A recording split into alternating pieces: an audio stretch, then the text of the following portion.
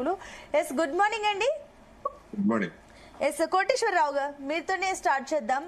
So ఏదైతే ఇప్పుడు తెలుగు గర్వం అంటూ కూడా సీఎం రేవంత్ రెడ్డి ఒక ట్యాగ్ లైన్ ఏదైతే తీసుకున్నారో, అండ్ ఇంకో పక్క చూస్తే కూడా ఇద్దరు చాలా పవర్ఫుల్ మంచి క్యాండిడేట్స్ నే ఇటు ఎన్డీఏ కూటమి ఇండి కూటమి రెండు కూడా పెట్టడం అయితే జరిగింది.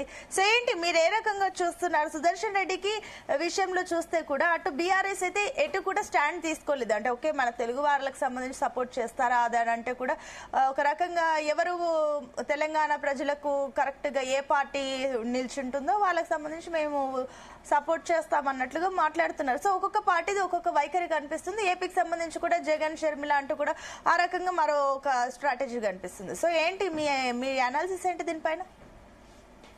ముందుగా జస్టిస్ సుదర్శన్ రెడ్డి గారిని ఇండియా కూటమి తరఫున ఎంపిక చేయటం ఒక మంచి పరిణామం, మంచి ఎంపిక అనేది చెప్పదలుచుకున్నాను. ఎందుకు అంటే పురుషులందు పుణ్య పురుషులు వేరయ్యా అన్నట్లుగా న్యాయమూర్తుల్లో రెండు రకాల న్యాయమూర్తులు ఉన్నారనేటువంటిది మనకి స్పష్టంగా మొత్తం మీద చెప్పచ్చు. ఒకటేమిటంటే పురోగామి తీర్పులు ఇచ్చేటువంటి న్యాయమూర్తులు, దానికి విరుద్ధంగా తిరోగామి తీర్పులు ఇచ్చినటువంటి న్యాయమూర్తుల్ని మనం ప్రత్యేకంగా పేర్లు గతంలో ఇచ్చినటువంటి వాళ్ళ పేర్లు చెప్పక్కర్లేదు. కానీ అలాంటి తీర్పుల్లో జస్టిస్ సుదర్శన్ రెడ్డి గారు పురోగామి తీర్పులు ఇచ్చినటువంటి ఆ కోవకు చెందినటువంటి వ్యక్తిగా పరిగణించవచ్చు అనేది నా అభిప్రాయం. ఇవాళ దేశంలో రాజ్యాంగ విలువల్ని కాపాడాలా అనేటువంటిది ఒక ప్రధానమైనటువంటి సమస్యగా ఉన్నది. రాజ్యాంగ విలువలనే కాదు, రాజ్యాంగాన్ని కూడా 7 నిలువున లోతున పాతిపెట్టేందుకు ఒకవైపు ప్రయత్నాలు జరుగుతున్నప్పుడు దానికి రక్షణగా నిలబడేటువంటి వ్యక్తులకి మద్దతు ఇవ్వాల్సినటువంటి అవసరం ఉందనేది నా అభిప్రాయం.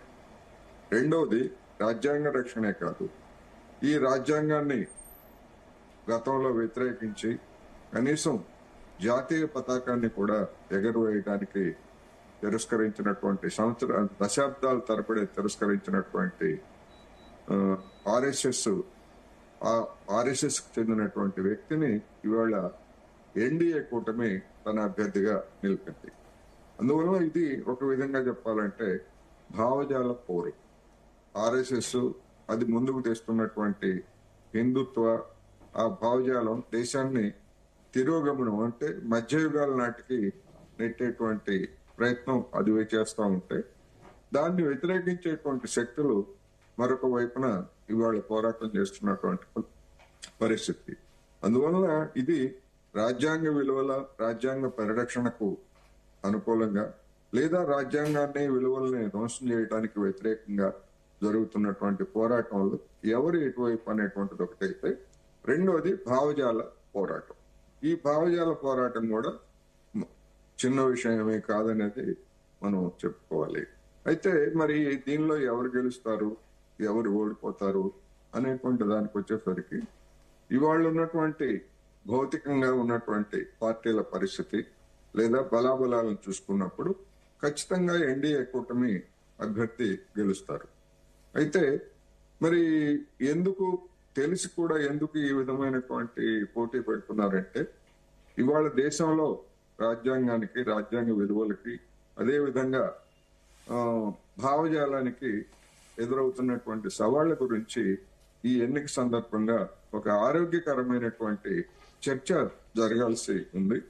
అందుకు ఈ ఎన్నిక దోహదం చేస్తుందనేటువంటిది మనం గమనించాలి. ఆ దృష్టితో కూడా ఇండియా కూటమి జస్టిస్ సుదర్శన్ రెడ్డి గారిని ఎంపిక చేస్తుందనేది మనం గమనించాలి. ఇక మీరన్నట్టుగా ప్రాంతీయ పార్టీల విషయానికి వస్తే అవి తమ వైఖరులని ఇప్పటికే వెల్లడించాయి. ఉదాహరణకు ఆంధ్రప్రదేశ్ లో మేము బీజేపీకి మద్దతు లేదు అని చెప్తున్నటువంటి వైసీపీ నాయకులు గురుమూర్తి గారు ఎంపీ, ఆయన మేము ఎన్డీఏ కూటమికే మేము మద్దతు ఇస్తాము అనేటువంటి విషయాన్ని 3 రోజుల క్రితమే ఆయన చెప్పారు. మరి జగన్మోహన్ రెడ్డి గారు ఇంకా ఒక నిర్ణయం తీసుకున్నారా, తీసుకోలేదా?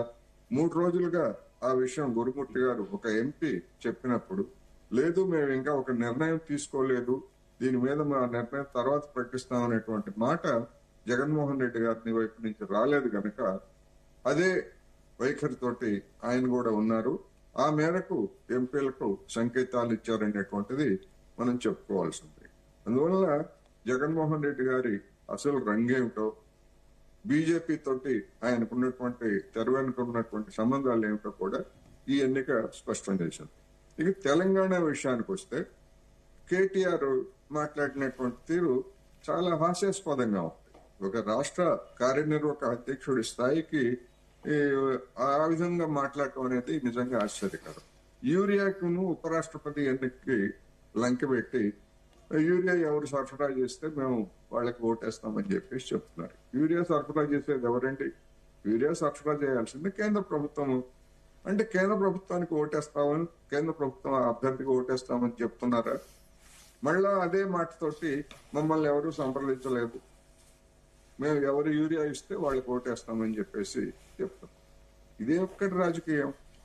ఒక భావజాల సమస్య, ఒక రాజ్యాంగపరమైనటువంటి అంశానికి యూరియాకి ముడిపెట్టడం అనేటువంటిది బీఆర్ఎస్ యొక్క సైద్ధాంతిక దౌర్బల్యానికి, లేకపోతే దాని దివాళి కోరుతనానికి నిదర్శనం. అందువల్ల వాళ్ళు అంతిమంగా తటస్థంగా ఉంటారా, లేకపోతే యూరియా వచ్చింది కదా అని చెప్పేసి సెప్టెంబర్ 9 నాటికి యూరియా వస్తే యూరియా ఇచ్చారు కదా అని చెప్పేసి మరి బీజేపీ అభ్యర్థికి ఓటేస్తారా అనేటువంటిది మనం చూడాల్సి ఉంది. అందువల్ల ఇది ఒక భావజాల పోరు. ఆ భావజాల పోరు, అదేవిధంగా రాజ్యాంగ రక్షణ పోరు, ఈ రెండు అంశాల మీద ఎన్నికలు జరిగినటి వరకు చక్కని చర్చ జరుగుతుందనేది నేను ఈ సందర్భంగా చెప్పదలుచుకున్నాను. ఓకే అండి, నేను మళ్ళీ వస్తాను. నాగార్జున గారు, good morning. Madam good morning అండి. సో ఇప్పుడు రెండు తెలుగు